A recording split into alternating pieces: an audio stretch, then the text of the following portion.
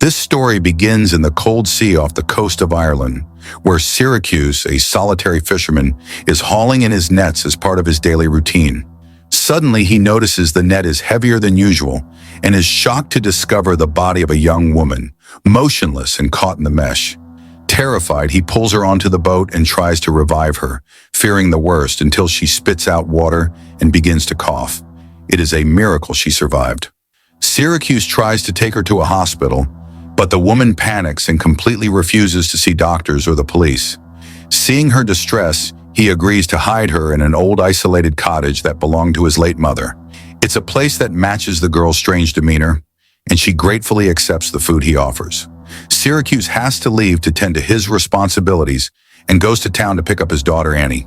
She is a bright kid who uses a wheelchair because her kidneys are failing, and she needs to go to the hospital frequently for dialysis. To keep her from getting bored while they wait at the hospital, Syracuse tells her a fairy tale about a fisherman who caught a woman in his nets, recounting what actually happened to him, but disguising it as a fantasy story. Annie loves the story and suggests the woman might be a selkie, a creature from folklore that lives as a seal in the sea and transforms into a human on land. She explains excitedly that if these creatures lose their seal skin, they can never return to the ocean. Although Syracuse doesn't really believe in that, he ponders the coincidences as he drops Annie off with her mother, Maura, who has legal custody of her. The next day, Syracuse returns to the cottage. The woman is still there and says her name is ONDINE. He invites her fishing, and although they catch nothing at first, their luck changes suddenly when ONDINE sings a strange song looking out at the sea. When they pull up the nets again, they are full of lobsters.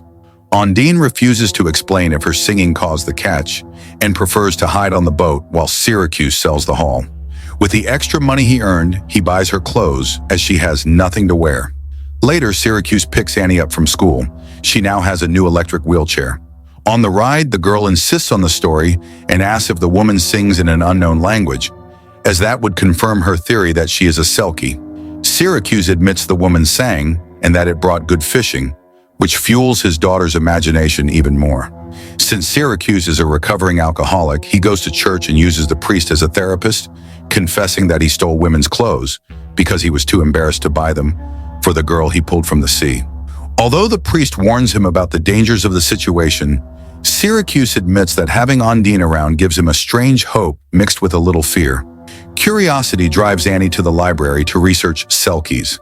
Later, she goes to her grandmother's cottage to check if her father's story is real.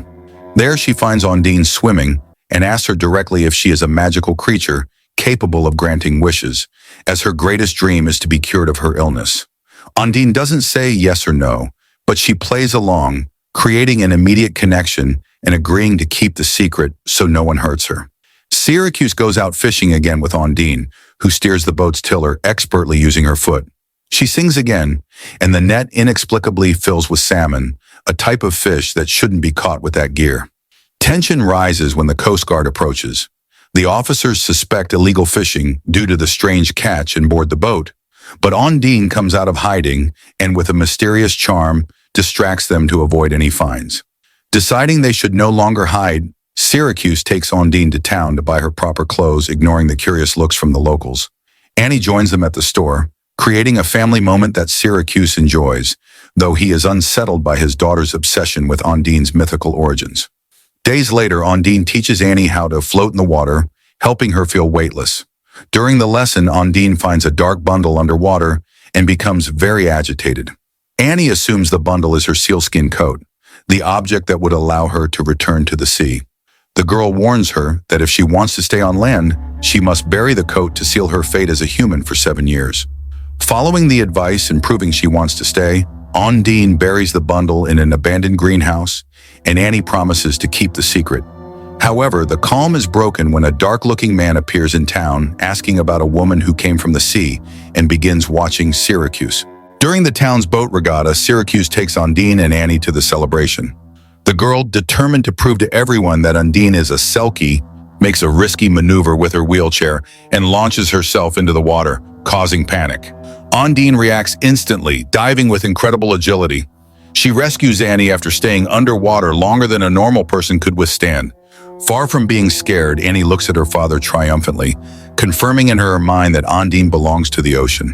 After the incident, Syracuse takes Annie to Mora and confronts her for always being drunk and neglecting the child. Mora gets defensive and kicks him out of the house. Syracuse returns to the cottage with Ondine, where the tension shifts into an intimate moment. He confesses his dark past with alcohol and how he lost the right to care for Annie, explaining that he is fighting to get her back. They spend the night together, deepening their bond. Meanwhile, the mysterious man approaches Syracuse, demanding to know where the girl is. Syracuse pretends he knows nothing, but his worry grows. While Syracuse is at the hospital with Annie for her treatment, the stranger and other men break down the door of the cottage. Ondine manages to escape and hides under a bridge, terrified, until Syracuse finds her. He jokes, suggesting she use her magic to wish the man away, but Ondine responds with touching seriousness that if she had a wish, she would ask for Annie to be cured. Fate seems to hear the request in a tragic way that night. Mora and her boyfriend Alex, completely drunk, drive off with Annie in the car. On a dark road, they crash violently into the vehicle of the mysterious man who was looking for Ondine. Syracuse rushes to the hospital and discovers that Annie has survived with minor injuries, but Alex has died. Miraculously, Alex's kidneys are a match for Annie's, allowing for the urgent transplant she needs. While she is being prepped for surgery, Ondine crosses paths in the hospital with the mysterious man who was injured in the crash. He demands in a strange language that she return, but she refuses firmly, choosing her new life. The operation is a success, and Annie begins to recover with her new kidney, which Syracuse interprets as the fulfillment of Ondine's wish. However, after Alex's funeral, a very sad and resentful Mora offers to let Syracuse care for Annie for a while, but with a cruel condition. He must cut Ondine out of their lives because she is convinced the woman brings bad luck. Mora invites Syracuse to drink, testing his sobriety at a moment when he feels very weak. Filled with guilt and terrified of losing his daughter, Syracuse accepts, breaks his promise not to drink, and gets drunk to the point of losing his reason, concluding that Ondine belongs to the sea and must leave to protect Annie. Drunk, Syracuse looks for Ondine on the boat. She welcomes him with a smile, but he forces her to take a night trip to Seal Rock, the place where the seals live. Rambling nonsensically about bad luck, he forces her off onto the deserted island.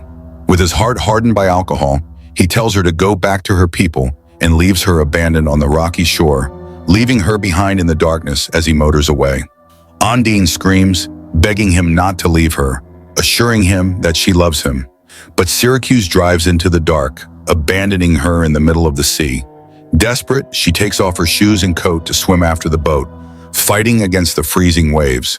But her strength runs out, and she is left floating in the vastness as the boat's light disappears. Syracuse stumbles back to port, convinced in his drunken state that he has saved his family, though a deep guilt is already beginning to nag at his conscience. At dawn, a headache and moral sickness hits Syracuse hard. Annie asks repeatedly for Ondine, and seeing that her father won't give her a straight answer, she understands that something terrible has happened. With unwavering faith, the girl insists that Ondine will return because she left something important behind, the buried coat. Syracuse, deeply tormented, fears he has lost her forever. Suddenly, the television broadcasts a song in a foreign language. The melody is identical to the one Ondine sang on the boat. Paying close attention, he discovers it is not a magical selkie song, but a traditional folk song from Romania. Everything begins to make sense in a painful way. The woman he loves is not a mythical creature, but a real person with a human and mysterious past. Filled with regret, Syracuse jumps in his boat and speeds towards Seal Rock, praying to find her alive. Upon arrival, he walks over the rock shouting her name until he finds her body curled up in a crevice, nearly frozen but breathing. He covers her with his clothes, holds her to warm her up, and begs for forgiveness over and over again. Once safe on the boat, Ondine breaks her silence and reveals the truth. Her real name is Ioana. She is not a selkie, but a fugitive who arrived in Ireland, escaping a difficult life, and Vladik, a dangerous Romanian drug dealer who used her to smuggle illegal goods. With a trembling voice, Ioana recounts how they ended up there. They were transporting heroin on a makeshift raft when they were spotted by the Coast Guard.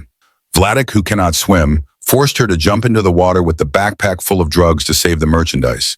She sank, weighed down by the load in the cold, accepting her death until Syracuse's net miraculously pulled her out, giving her a second chance.